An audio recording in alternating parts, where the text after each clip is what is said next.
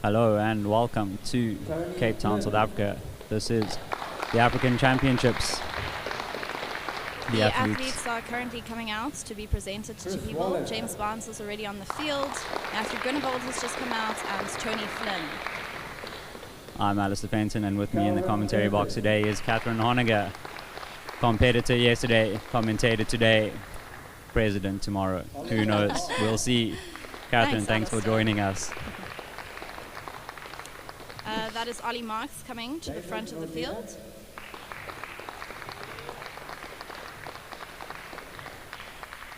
Yeah, you can see David Nordier in the hat. And Christopher Cossa, the current reigning speed champion in Africa. Chris actually broke his own and the South African and African speed record, taking it down to 6.87, I think.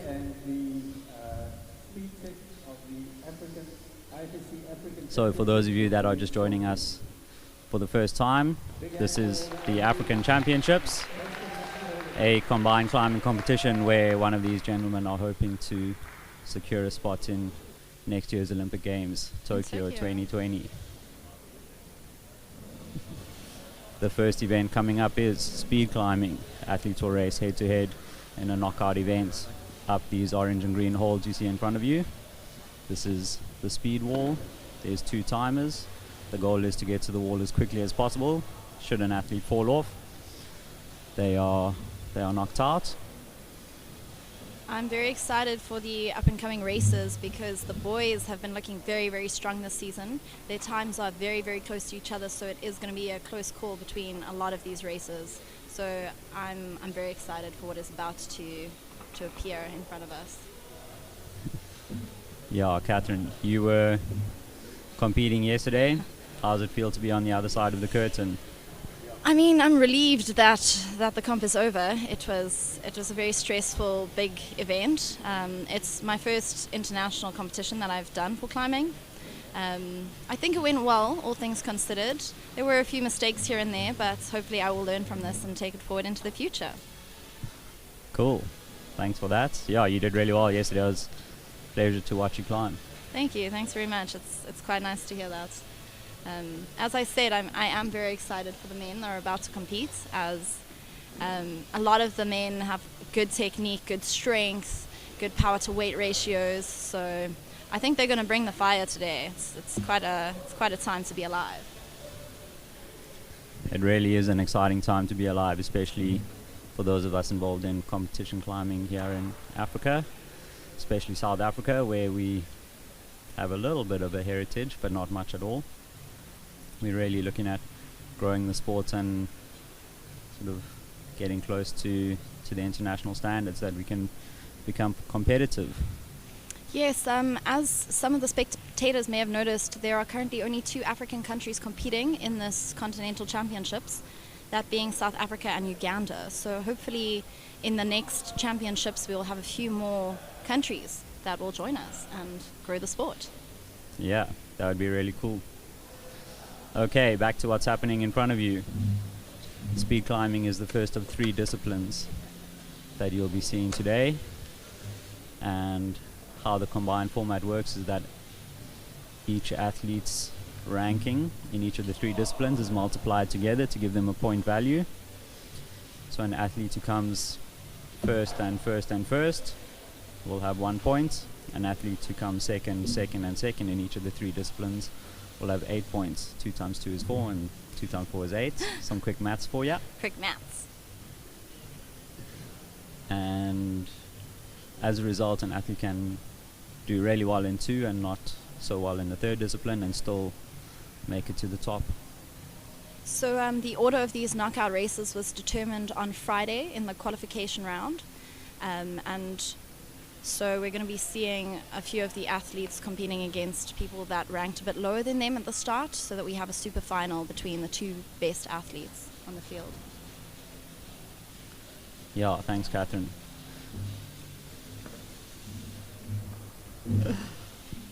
Can see not much of a crowd in front of you today. Technically not a crowd at all. Only people allowed in this venue are the athletes, the officials, the media team, the route setters, the judges, and the coaches.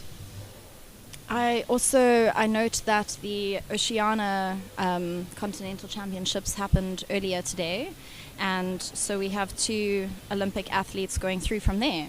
In the men's division, it was Tom O'Halloran, and in the female category, it was Oceana McKenzie. So that's very exciting stuff. Yeah, well done to both of those athletes from Oceania, and we here in the Southern Hemisphere look forward to seeing how we do. Very excited to watch these athletes compete overseas. And Erin Sturkeberg yesterday made it through as the African female. So that's also very exciting. She's, I think, 17? She is 17, yeah? Yeah, so it's nice to see some up-and-coming athletes crushing it out there. Really, really cool.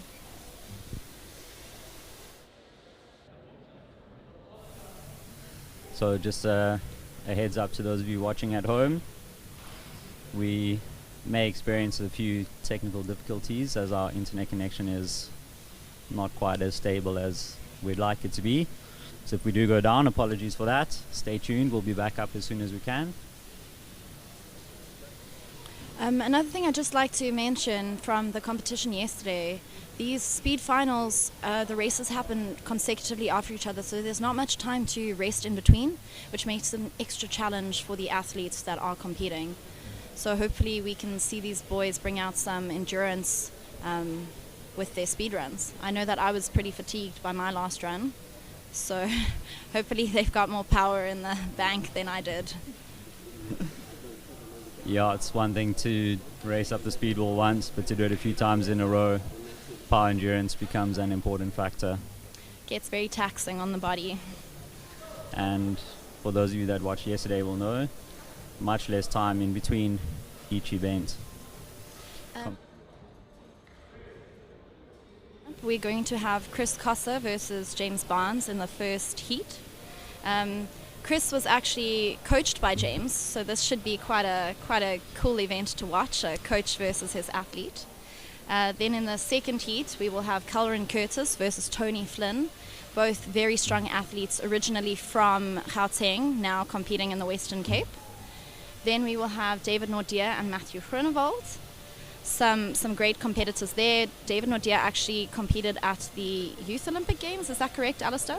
Yes, Catherine, that is correct. David was the winner of the Youth African Championships in 2017 and competed at the Youth Olympic Games in Buenos Aires in 2018. And you were actually his coach at that event, at the Youth Olympic Games. Yes, I was. How was it? The Youth Olympic. Oh, it was fantastic. Really such an amazing experience to see climbing on the world stage, and it was really quite special to be part of that. I hope that you viewers at home can tell from my voice that I am smiling from ear to ear just listening to Alistair reminisce about some incredible climbing opportunities overseas. And in the last heat we will have Oliver Marks and Christopher Wallace. Some exciting competitors there. Ollie has been looking really strong in this competition, so I'd like to see what he can bring to the table. Yo, Catherine, if you do any better, they might kick me off and give the mics to you.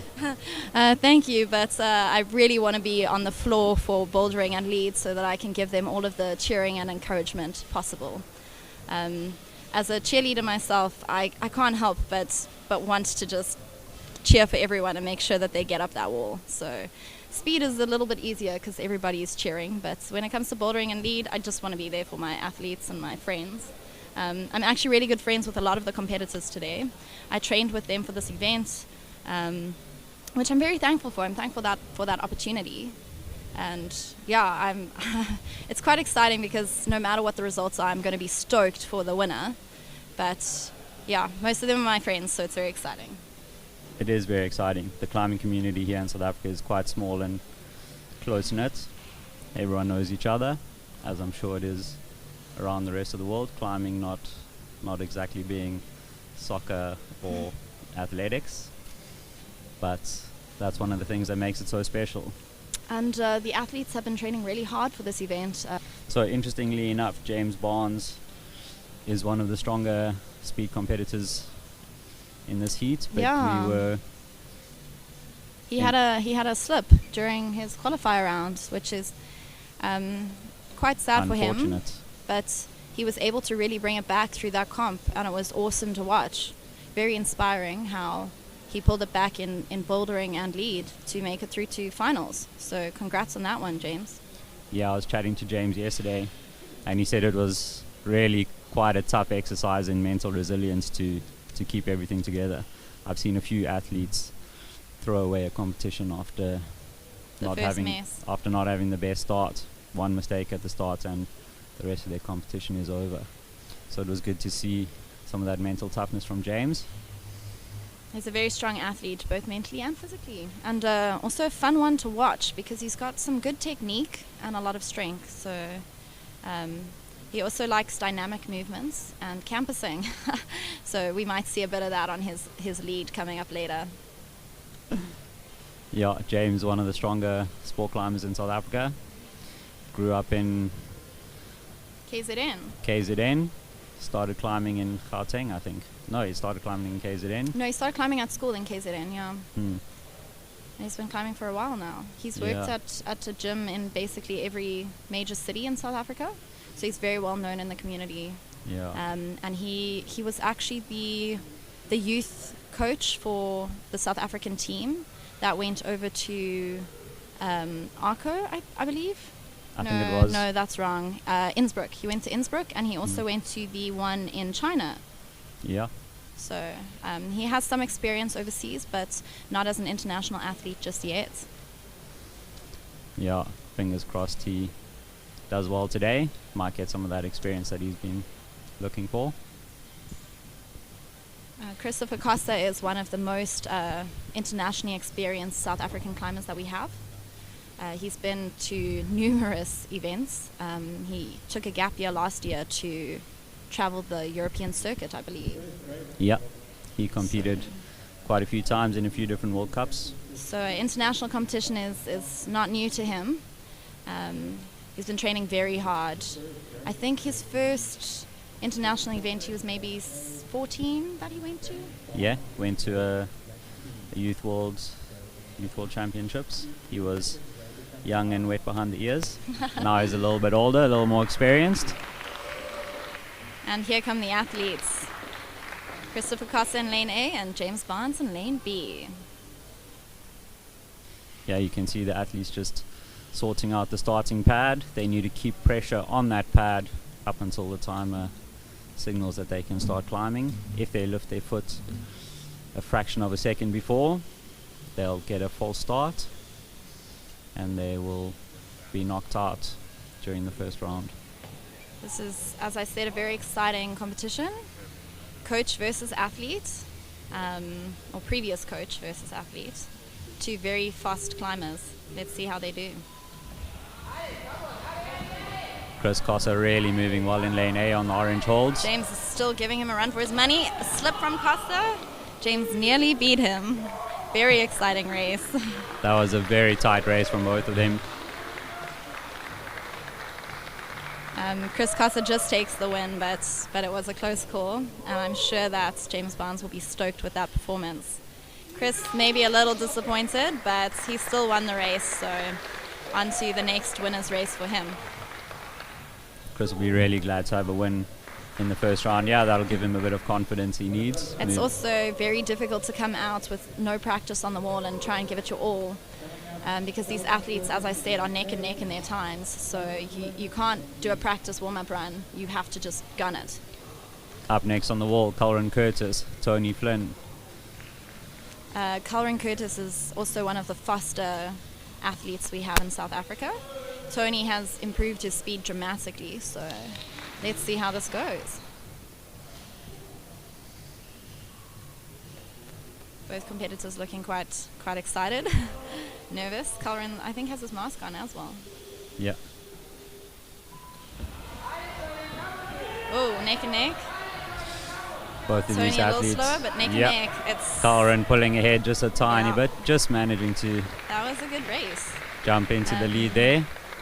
So I actually trained with Colin quite a lot leading up to this competition, and he generally wears his mask when he does speed runs just for safety reasons. So the athletes are the only ones in the venue, except for Catherine and I, actually talking on the mic, who as well as the officials.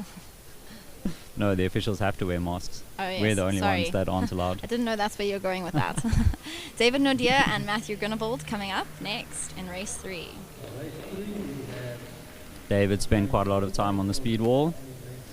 Matthew from the Eastern Cape doesn't have a speed wall or speed training facilities at home, but he's made a few trips up to Johannesburg and a few trips here to CityROCK Cape Town. Yeah. Getting the practice that he needs. I know that speed also is not David's favorite discipline, but he's been doing phenomenally well in it. Coming third in the qualifiers is quite a good place for him to be going into this final. So hopefully he'll bring it today.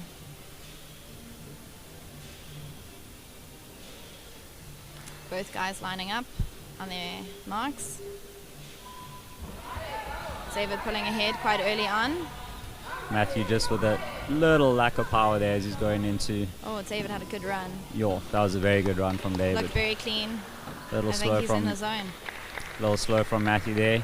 I think he realized he couldn't win it and thought he'd go a little slower, save some energy. That happened to me in the finals yesterday.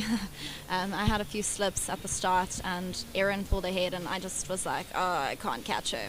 But I wanted to finish the line because I think it's quite important to finish if you can. Definitely. Oliver Marks and Christopher Wallace coming out next. Ollie has also done a few international comps. I think he also took a gap year and did a circuit a few years ago. Yep. Before he started studying at UCT in Cape Town. Ollie born and raised in Johannesburg in Gauteng.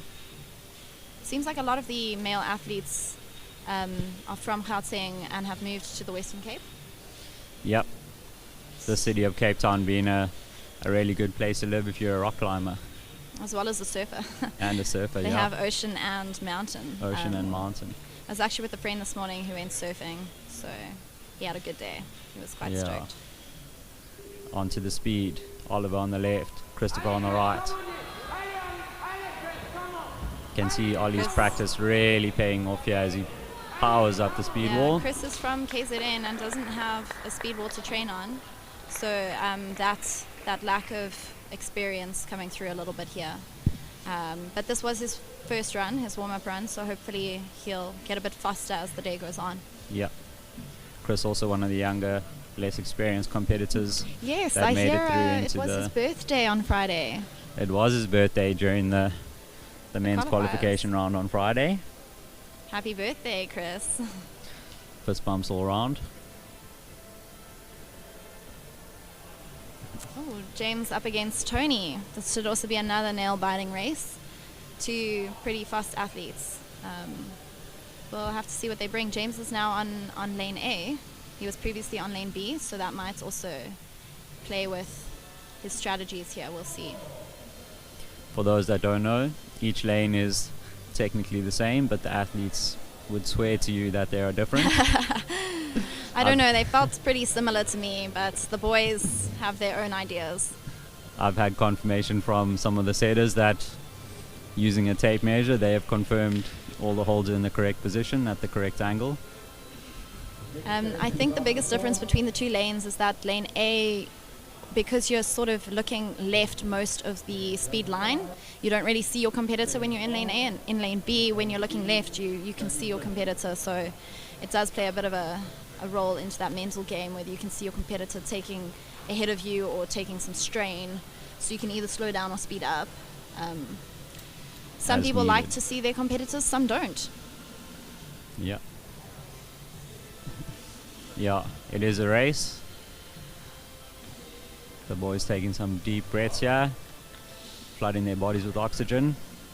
The next 10 seconds are about to be very intense.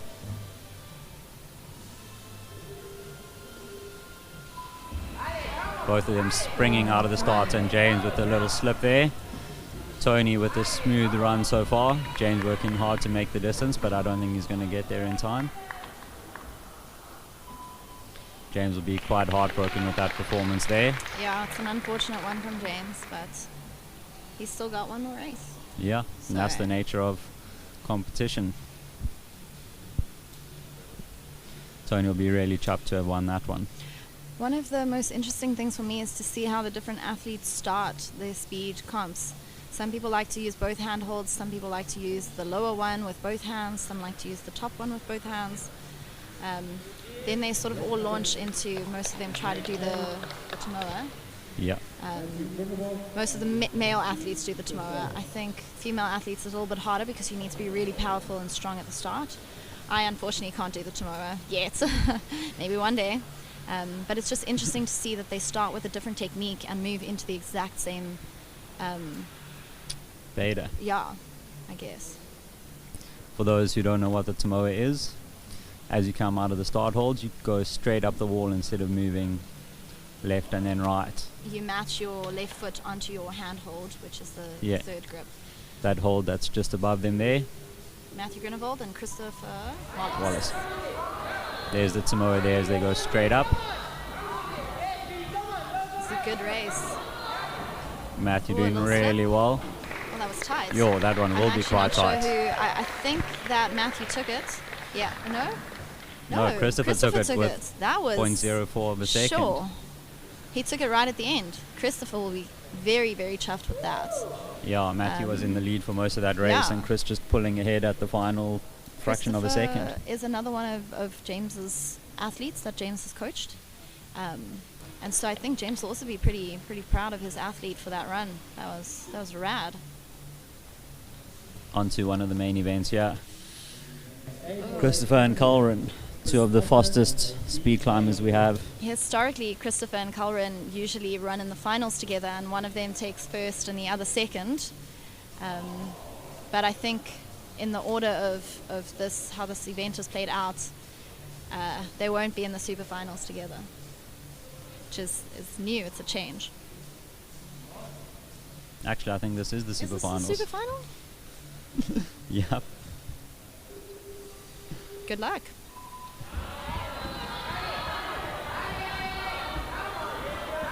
Chris really getting a perfect run there. Super quick up the wall, and Colin just a little slow behind. Not Chris's fastest time, but he will still be happy. Chris just 0.6 over 7 seconds.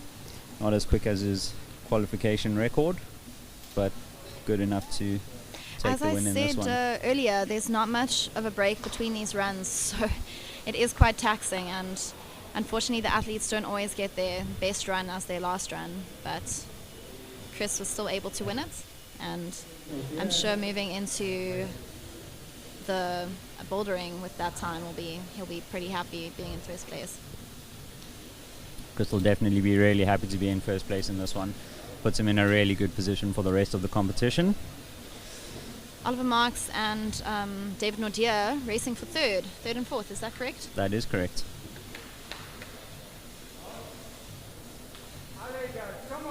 Unfortunately, we don't have a live scoreboard for you on the screen.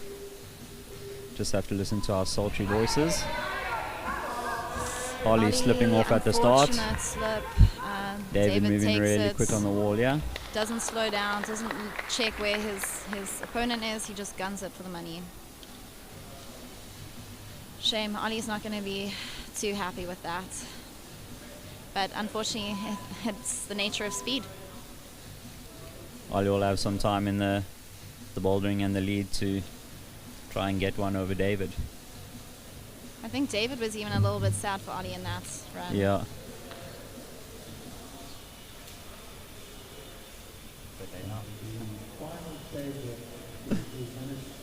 Up next, James Barnes and Matthew Groenewald. I actually don't know if we saw the super finals. Are you sure?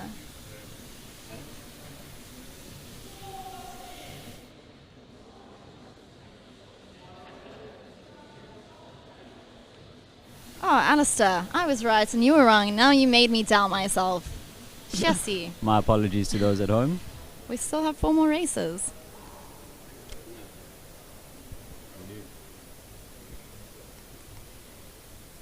Giving the boys a little bit extra time, I believe, in the back. You're supposed to have at least 1 minute per race. But I know yesterday we had to rush it a little bit just because we were running a bit late. Here we go.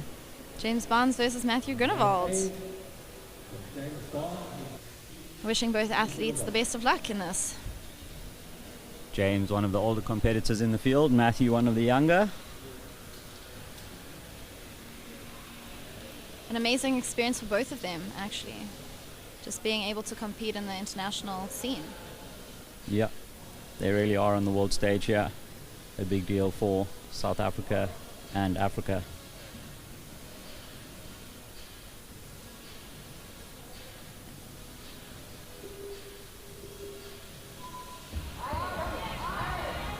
James has a really good start. He's doing incredibly well. I'd love to see his time, actually. Good run. A little slow at the top. I think James realized he was quite comfortably in the lead and 100%. slowed down just to save a little bit of energy for later for the boulders. 100%. Good run. Well done, boys.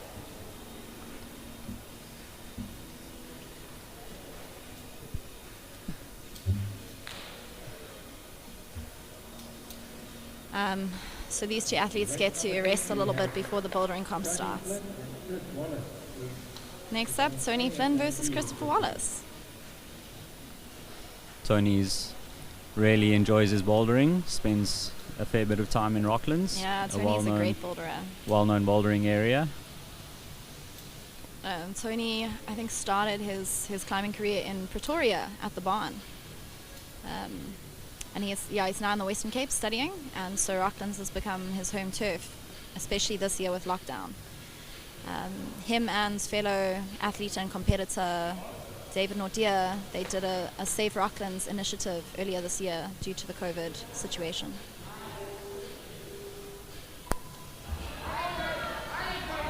Tony pulling ahead right at the start. And also slowing down. He checked right, he saw his competitor wasn't there, took his time, just finished it up nicely. Unfortunately, Chris Wallace had a slip somewhere on the line. Yeah, Chris Wallace just unfortunately slipping off there.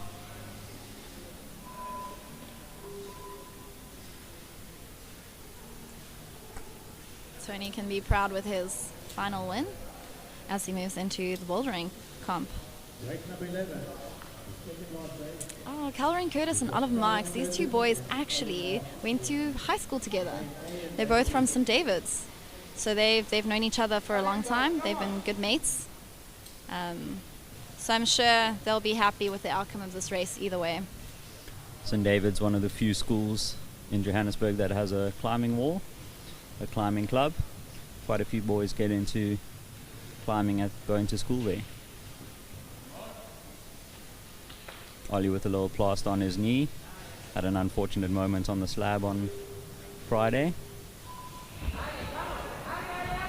Neck and neck race over here. This is incredible. That's Oh a my really good goodness. run from Ollie. And Calvin Curtis takes the win.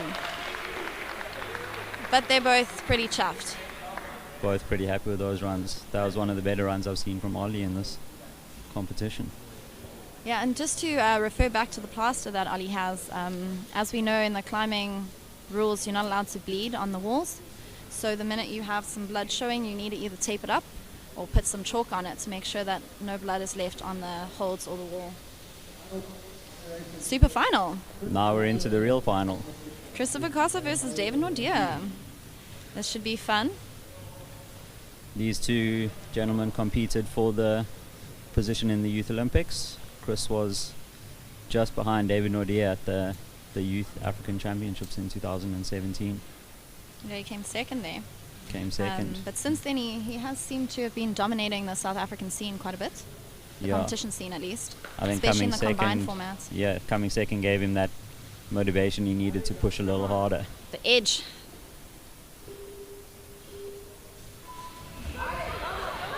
Looking really strong, slip from David. That's going to cost him, unfortunately, as Christopher takes the win. Well done, Chris. Well done, Dave. Second place ain't too bad. Can see David a little frustrated there with the slip low down. But second place going into the bouldering puts him in a really good position to do well for the rest of this competition. Chris will be very satisfied with his performance so far. And we'll give you a final recap of the current standings. In 8th place we have Matthew Grunewald, 7th place James Barnes, 6th place Christopher Wallace, 5th Tony Flynn, 4th Oliver Marks, 3rd Calvin Curtis, 2nd David Nordia, and in 1st place Christopher Kossa. Catherine Honegger, thank you so much for joining me in the commentating booth today. For those of you at home, boulders are coming up shortly. Stay tuned and we'll see you in a bit. Yeah, thanks for having me, Alistair. It's been fun to see this side of competition. I hope that we all get to enjoy the bouldering. Thanks for having me. Bye. Hello and welcome back to IFSC African Championships 2020. While we're waiting for the boys to get on the boulders, thought we'd take a little moment. I'm here with Natalie Nordia, involved in the organizing of this competition, media manager for this African Championships, and she has a little bit to talk about. Natalie, welcome. Thank you so much. Thanks very much for giving me the opportunity. We're very privileged to have this competition in Cape Town, and that's why I just felt it was essential that we also think about the people that were basically left destitute and displaced in the recent fires that happened in Massey and in one of our areas in Cape Town. There's about 5,000 people that have no homes, and it's literally a nightmare before Christmas. And we would like to use this opportunity to make a small donation in however small way we can from the championship, just to say that we are thinking of you, and if there's a way that we can help, we would like to. And I'd also just like to have this opportunity, if any one of you would like to make a donation to this devastating event that happened in Cape Town about 48 hours ago, it would be so appreciated. We have some banking details and a link that we can share with you, and we thank you in advance. And yeah, thank you very much for your kindness, and we're very grateful. Thanks for that, Natalie. One of the great things about climbing is the community that's involved in the sport, and it'd be really great if we could pull together here to help out some of our fellow Cape Townians.